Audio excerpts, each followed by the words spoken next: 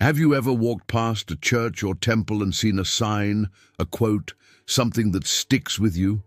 I remember one that said, "Beware of the leaven of the Pharisees," which is hypocrisy. A powerful warning from 2,000 years ago. And yet, here we are, centuries later, still weaving new, fancy clothes of virtue to cover the same old spiritual sickness. This is what I call the gospel of appearance. It's the gospel the world sells, and alarmingly, it's a gospel the church often buys into. It's a belief system where your image is more important than your intimate reality with God. It's where religious performance gets more applause than the genuine, messy, beautiful transformation of the heart. This is the place where vanity, that quiet cancer of the soul, dresses up in the finest robes of piety. Jesus warned us about this, didn't he? He said, "When you fast, don't look gloomy like the hypocrites. They disfigure their faces so everyone will know they are fasting. Truly, I tell you, they have received their reward in full." Let's be clear, the problem isn't fasting. Fasting is a powerful spiritual discipline. The problem is the intention. The Pharisee in this example wasn't really seeking God. He was seeking human approval. He wanted people to whisper, "Wow, look how holy he is, so disciplined." And what Christ says is terrifyingly simple. He already got his payment. The payment was that admiring glance, that whisper of praise. He has nothing left to receive from eternity because he cashed in his reward for a temporary ego boost. He traded eternal treasure for a fleeting moment of human validation. And in today's world, this hypocrisy doesn't need a street corner to pray out loud. It has global platforms. The gospel of appearance is thriving in the epidemic of performance that plagues our digital age. It has never been easier to be a stage Christian. Think about it. We have platform prayer. Prayer is no longer a secret, humble conversation with God in your quiet room. It's now a public post, a carefully crafted emotional story, formatted with just the right line breaks and emojis to maximize engagement and project an image of deep spirituality. Then there's spotlight charity. The Bible says your left hand shouldn't know what your right hand is doing, but today the right hand is often holding a smartphone, filming the good deed to prove our virtue to thousands of followers. The beautiful act of service becomes, tragically, an act of personal marketing. It's less about loving our neighbor and more about branding ourselves as someone who loves their neighbor. And what about Bible study as status? We're tempted not to read the word, so it can confront and change us in the secret places of our hearts. But so we can quote it eloquently in a public forum, win a theological debate, and elevate our own status as a deep thinker. Vanity, my friends, is the pathological need to be seen, and it is the most cunning enemy of true faith. It makes us focus less on who we are before God, our actual character, and more on what we appear to be to others, our curated image. At its core, hypocrisy is the substitution of form for essence. It's all style, no substance. Imagine a magnificent golden chalice. It's beautiful, it gleams, it catches everyone's eye. If that chalice is filled with life-giving water, it's a wonderful instrument. But what if its beautiful exterior is just a shell? What if on the inside it's filled with dust, garbage, and poison? What good is its outward beauty then? It's just a deception. It's a pretty lie. This is exactly what Christ was talking about when he called the Pharisees whitewashed tombs. They were beautiful on the outside, but inside they were full of dead men's bones and all kinds of filth. This is the great danger of the gospel of appearance. It nourishes a terrifying inner void. You can have a spotless spiritual resume, tithes paid on time, perfect church attendance, a rich religious vocabulary.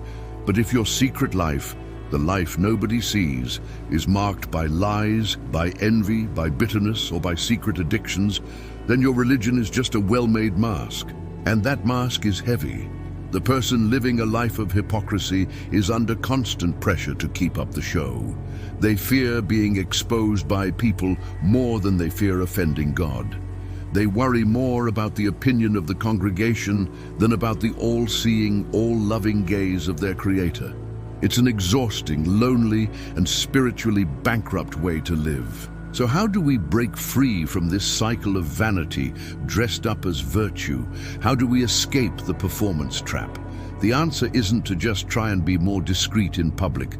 The answer is to kill the desire to be seen in secret. And that kind of radical heart surgery only happens in one place, at the cross. The cross isn't a status symbol to hang on a necklace. It's an instrument of death. It is the place where our self-image, our ego, our desperate need for approval must be crucified. It's where our performance dies. First, you have to decide, once and for all, who your audience is. Who are you performing for? If even 1% of your motivation is, what will they think of me? You're already walking down the path of the Pharisee. Your only audience is the Father who sees you in secret. His reward isn't a like or a share. His reward is eternity with Him. Second, embrace the power of inconsistency. Stop worrying so much about appearing perfectly consistent to other people. Instead, focus on being transparent before God. True transformative power isn't found in displaying our supposed perfection. It's found in the humble, secret confession of our inconsistencies, our failures, and our sins. That's where grace rushes in. And finally, practice true love. Real biblical charity doesn't seek its own glory. It seeks the good of the other person. Here's a challenge. If you can't do something good for someone without feeling the need to tell somebody else about it, you're not loving your neighbor. You're loving your own image. Look, the gospel of appearance is comfortable. It allows you to maintain your internal vices while enjoying an external reputation. But it is a deadly lie. It will rot you from the inside out. May your faith not be a performance for the spotlights, but a deep, hidden reality that even if the world never sees it, is known and approved by the only one who matters. Let's run from the leaven of hypocrisy. Let's pursue true virtue, which is radical humility, a humility that acts out of pure love and doesn't need applause to know that its reward is stored up in the kingdom. Thanks for watching. If this resonated with you, consider subscribing for more content like this. Go in peace and live for an audience of one. Have you ever walked past a church or a temple and seen a sign, something profound that stuck with you? There was a sign on an old temple wall that read, "Beware of the leaven of the Pharisees, which is hypocrisy." And yet, for centuries, we've been weaving new clothes of virtue over the same old spiritual sickness. This is the gospel the world sells, and alarmingly, the church often buys. The gospel of appearance. It's a gospel where your image is more important than your intimate reality, where religious performance is valued more than the genuine transformation of your heart. It's the place where vanity, that silent cancer of the soul, dresses up in the finest clothes of piety. Remember Christ's warning?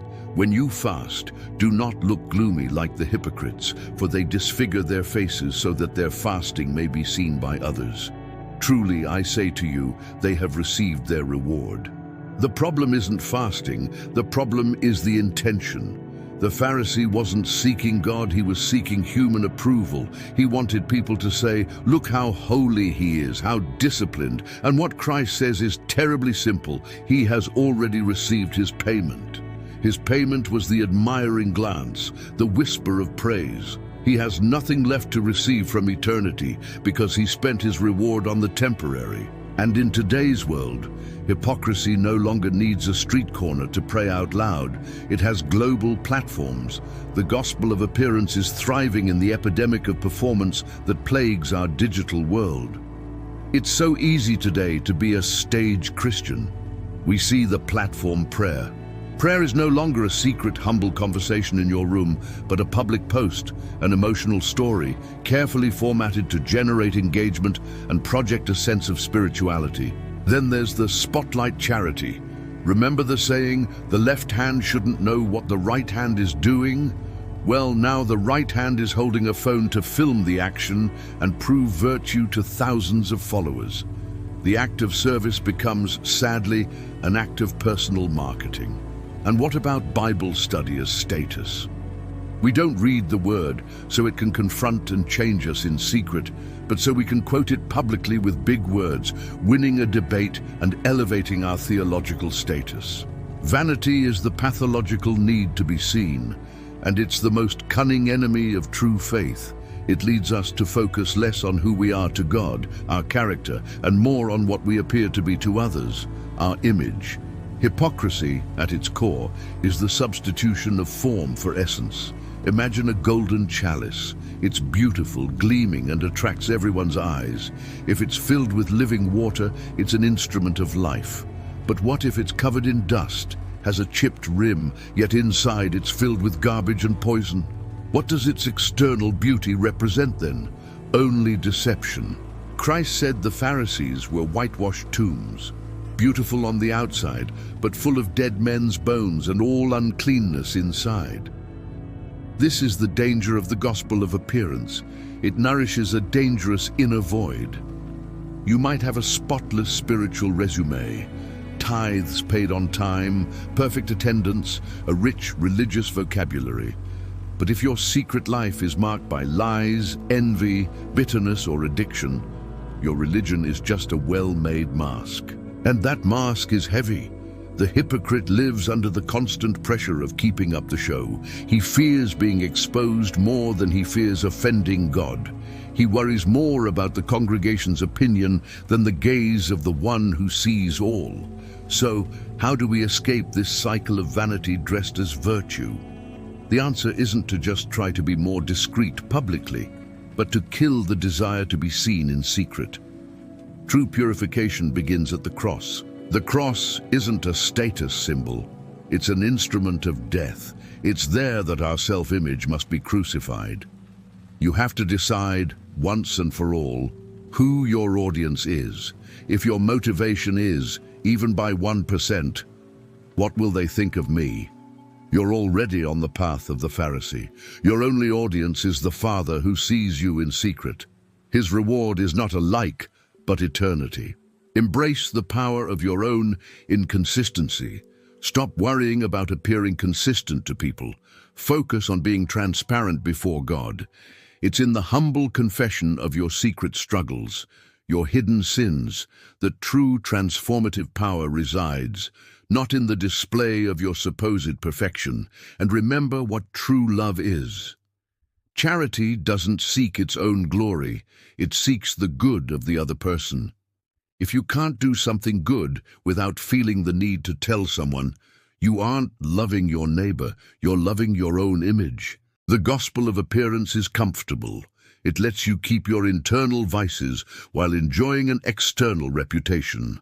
But it is a deadly lie. May your faith not be a performance for the spotlights, but a deep reality that even if the world never sees it, is known and approved by the only one who matters. Let us flee from the leaven of hypocrisy. True virtue is radical humility, one that acts out of love and doesn't need applause to know that its reward is stored up in the kingdom. Thank you so much for watching. If this message resonated with you, please consider liking this video and subscribing to the channel for more content like this. See you next time.